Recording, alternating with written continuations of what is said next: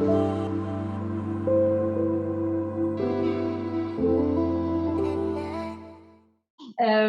oui, on a prévu de faire toutes les trois et finalement toutes les quatre avec Caroline Duré qui est avec nous, une petite présentation sur ce qu'on a mis en place avec le groupe React depuis ses débuts. Donc moi je vais être un peu en charge de l'historique puisque voilà, ça fait 10 ans cette année en 2025. Donc de vous dire un peu où on en est, ce qu'on a fait et quels sont nos projets actuels. L'idée, c'est aussi de laisser du temps sur ces présentations pour échanger, pour répondre à des questions, que ce soit sur la visio ou dans la salle. Et juste peut-être de dire un peu comment tout ça est venu et sans maintenir la parole trop longtemps. Et je n'ai pas donc de diaporama. L'idée, c'était vraiment de reprendre un peu tout ça. Alors, c'est vrai que quand on a démarré en 2015, c'était beaucoup, historiquement, c'était suite à une rencontre, à une venue de Heimomer dans le service, à la demande de notre chef de service, le professeur Diane Purter-Wakil, qui passera nous voir d'ailleurs cet après-midi, dans les nouveaux projets de service pour justement trouver des stratégies pour accompagner les parents d'enfants qui avaient des comportements violents. Donc pas forcément tyranniques, mais plutôt pour les troubles du comportement en général. Elle avait déjà consulté le travail de Heimomer, ses livres, et c'est dans ce contexte-là qu'elle lui avait demandé de venir à Montpellier.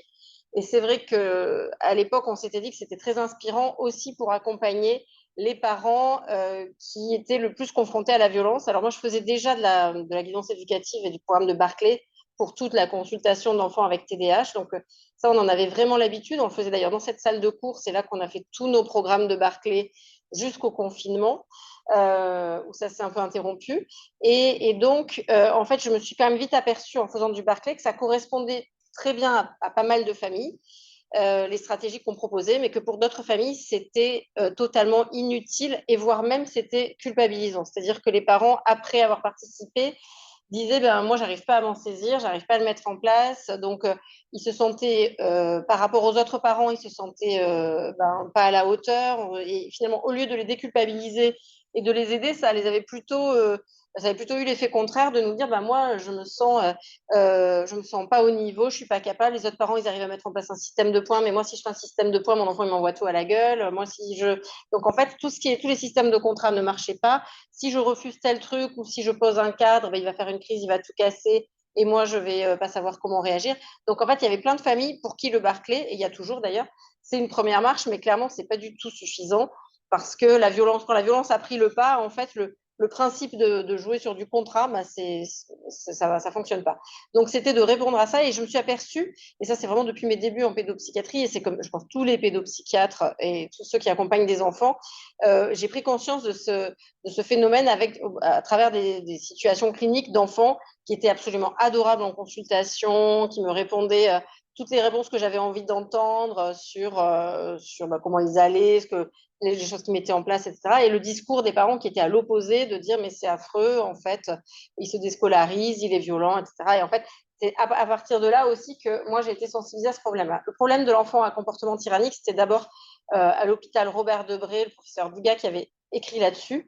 Et donc, on était reparti aussi de ces travaux pour mettre un peu tout ça en commun. Donc, on a démarré en 2015, le 13 novembre 2015. C'est une date malheureuse dont on se souvient. En fait, c'était les attentats de Paris.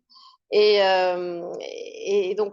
on a démarré un peu avec les familles de notre consultation qui étaient dans cette situation-là. On avait déjà une douzaine de familles quand même qui ont participé et qui ont un peu essuyé les plâtres parce qu'on lançait un peu, c'était avec Florence et Raphaël qui sont là. On s'était lancé sur des techniques qui n'avaient pas forcément été faites ni pour être en groupe, ni pour être sur des enfants à comportement tyrannique. Et on a avancé comme ça et avec des parents qui en fait étaient déjà, enfin, j'avais jamais ressenti ça autant avec le Barclay, qui étaient hyper contents d'être là, même s'ils voyaient bien qu'on tâtonnait un peu, mais en nous remerciant, en disant que ça les aidait, qu'enfin ils pouvaient finalement échanger avec des parents comme eux, qui vivaient les mêmes difficultés, qui étaient confrontés à la violence et surtout qui avaient le même profil. Parce que souvent, c'est des parents qui nous disaient, mais ils ne se retrouvaient pas dans les autres témoignages des parents qui étaient soumis à la violence. Donc ça a pris comme ça. Et donc, c'est en revenant ici et en rediscutant que je m'aperçois et je me souviens qu'on a fait ces stages, qu'on ne fait plus. Mais comme on pouvait accueillir que les gens du secteur, on a après lancé les stages de 2 jours, comme on fait pour le Barclay, pour le programme React. Et donc, dans la salle, il y en a certains qui étaient visiblement, qui sont venus sur nos stages de 2018 et 2019. Donc, c'est quand ça a pris un peu d'essor. Alors, les médias ont tout de suite été emballés par cette histoire. Ça n'a jamais désempli. C'est-à-dire qu'on a eu plein de demandes de communication. L'hôpital avait fait un communiqué de presse et derrière, ça ne s'est jamais arrêté. C'est-à-dire que c'est un sujet qui plaît aux médias parce qu'ils cherchent du sensationnel, entre guillemets. Et après, quand on leur explique, ils s'aperçoivent que c'est absolument pas du tout ce qu'ils avaient imaginé sur le sujet. Et ça, c'est assez intéressant. Et je dirais que malgré tout, on a quand même eu des retours positifs des médias.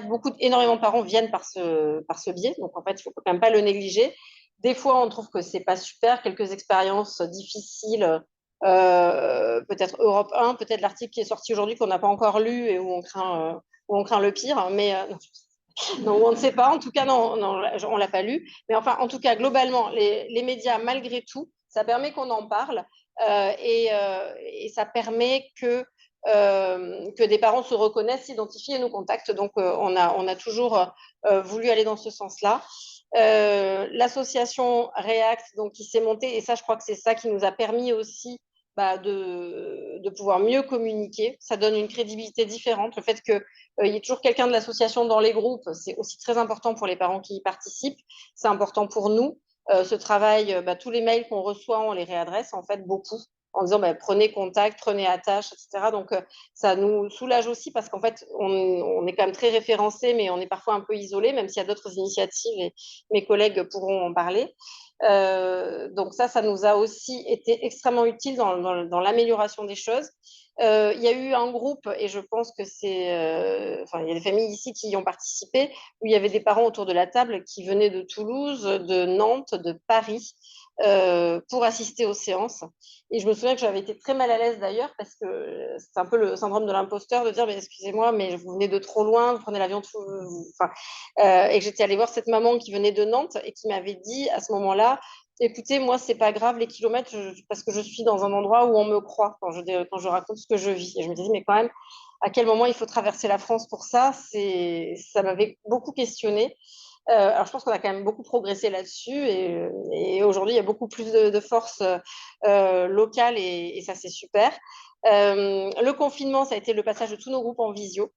La mort dans l'âme au début parce qu'on n'était pas du tout organisé et que ça ne correspondait pas. Et aujourd'hui, si je dois, enfin, j'ai pas repris les groupes en présence dans cette salle et j'ai tout laissé en visio, donc nos groupes classiques. Ça nous permet pas mal de choses. Ça nous permet de recevoir des gens qui n'ont pas besoin de venir en avion de Nantes, justement, qui peuvent se connecter de chez eux, à qui ça rajoute pas une charge supplémentaire de venir ici au milieu du reste. Donc la faisabilité, l'accessibilité est quand même excellente. Moi, je trouve, mais on n'est peut-être pas tous d'accord et ce sera intéressant d'en parler, mais je trouve qu'on n'a pas perdu en qualité des échanges sur la visio. C'était ma crainte, mais je trouve que les parents témoignent de façon à cœur ouvert sur le chat, en fait, se soutiennent les uns les autres, qu'il y a quand même des échanges riches pour beaucoup de parents qui n'auraient pas osé prendre la parole, ou qui simplement n'auraient pas osé être dans la pièce, et pour qui ça a été disponible parce que la caméra cachée, on sait que c'est des sujets encore très sensibles et un peu tabous, donc ça permet à tout le monde d'avoir accès à la même information et d'interagir sur le chat. Beaucoup de groupes se sont créés d'ailleurs de Facebook ou autres, ou de soutien entre les parents.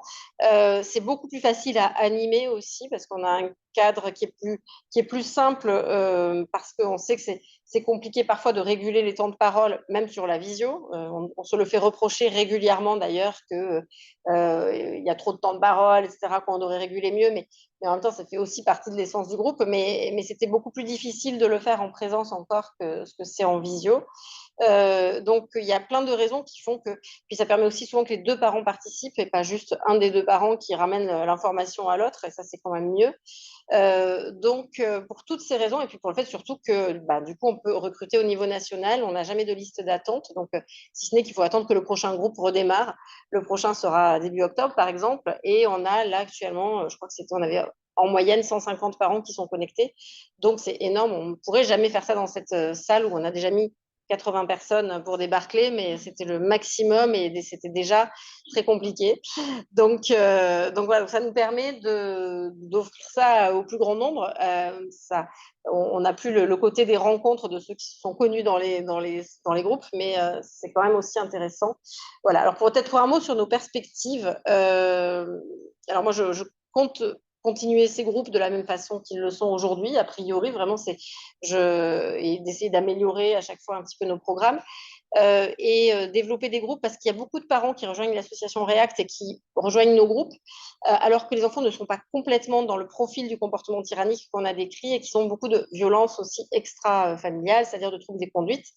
Mais quand on leur explique, bah, écoutez, on est désolé, ça ne correspondra pas tout à fait à votre profil, ils nous disent, bah, écoutez, c'est pas grave, parce que de toute façon, on n'a rien, donc prenez-nous. En fait, c'est un peu ça, si on veut raccourcir les échanges, c'est au moins, même s'il y a des choses qui ne correspondent pas, on pourra échanger avec d'autres parents, on se sentira moins seul, on aura peut-être des techniques pour gérer la violence, même si effectivement, il n'y a pas toute cette histoire de secret, et donc, on les prend pour le moment, et c'est ce qu'on fait.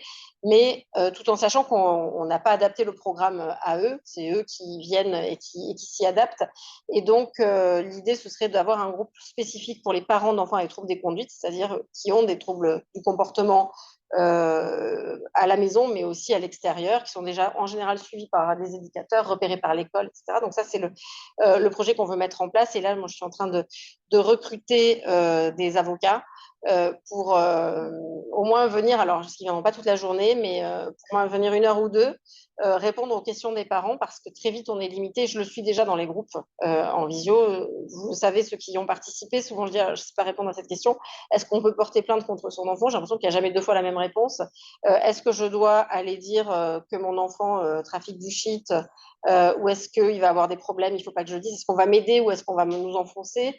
Enfin, vous voyez, il y a plein de questions. Là, je parle peut-être plus des troubles des conduites auxquels je suis incapable de répondre. Et donc, je pense qu'on a besoin de cette complémentarité parce qu'on ne connaît pas. Donc, l'idée, c'est ce groupe-là. Donc, j'aimerais bien le faire en septembre, mais je vais passer l'information quand ce sera finalisé. Et en fait, et là, déjà, on va rajouter une séance sur le groupe actuel pour parler plus de ces problèmes de consommation, etc., qui ne concernent pas tout le monde, mais qui peuvent intéresser pas mal de parents. Donc, je pense qu'il faut qu'on aille aussi vers là. On profite d'une actualité où tout le monde croit s'intéresser aux troubles des conduites, où tout le monde dit que c'est la priorité absolue, etc. Il n'y a aucun moyen qui est donné pour ça, mais bon, c'est pas grave. Où on parle des adolescents violents. Je pense qu'il y a un vrai intérêt à faire quelque chose d'un peu construit là-dessus, mais voilà. Donc ça, c'est les perspectives. J'en dirai pas plus. Je crois que c'est à peu près, c'est un peu l'historique. Donc, merci à l'association React parce que c'est vraiment, on ne pourrait pas avancer comme ça si vous n'étiez pas là. On ne pourrait pas avoir cette efficacité au niveau national, au niveau de ceux qui ne sont pas de notre secteur.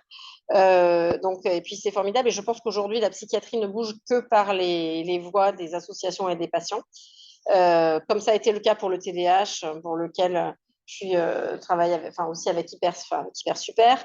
Mais si Hyper Super n'avait pas été là, on serait encore très très loin du compte sur cette question.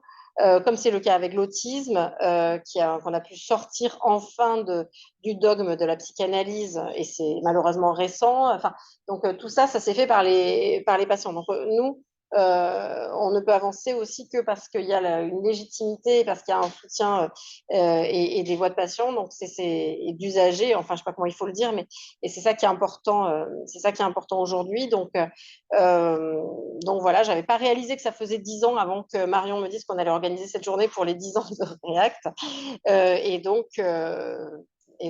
La demande n'a jamais désempli, vous vous en doutez. C'est tout le contraire, c'est-à-dire qu'on a de plus en plus, vous aussi, de sollicitations. Donc, c'est tant mieux. Voilà. Et puis, un autre truc qui m'intéresse aussi, mais ça, c'est pas pour moi vraiment, c'est vraiment les jeunes adultes, en fait. Parce qu'on a des parents aussi, on les prend un peu. Au début, on avait dit 18 ans, mais on dit, tant qu'ils vivent chez leurs parents, finalement, est-ce qu'ils aient 18 ou 20, c'est un peu pareil. Alors, c'est un peu pareil et pas tout à fait parce que le cadre législatif, les hospitalisations, tout ça, ça n'a plus rien à voir. Mais bon, pareil, on dit, si vous avez rien d'autre, vous pouvez venir. Mais c'est vrai qu'entre 18 et l'autonomie, il y a vraiment des parents très en demande. Et ça, je pense de plus en plus, et depuis le confinement, c'est encore pire. Et eux, je pense qu'ils ont besoin d'un accompagnement qui leur serait plus spécifique. Bon, ça, ce ne sera pas notre travail à nous, mais je lance un appel à ceux qui sont motivés pour faire ça, parce que là, c'est vraiment une tranche d'âge hyper sensible sur les questions d'autonomie, et voilà. Donc, j'ai fini.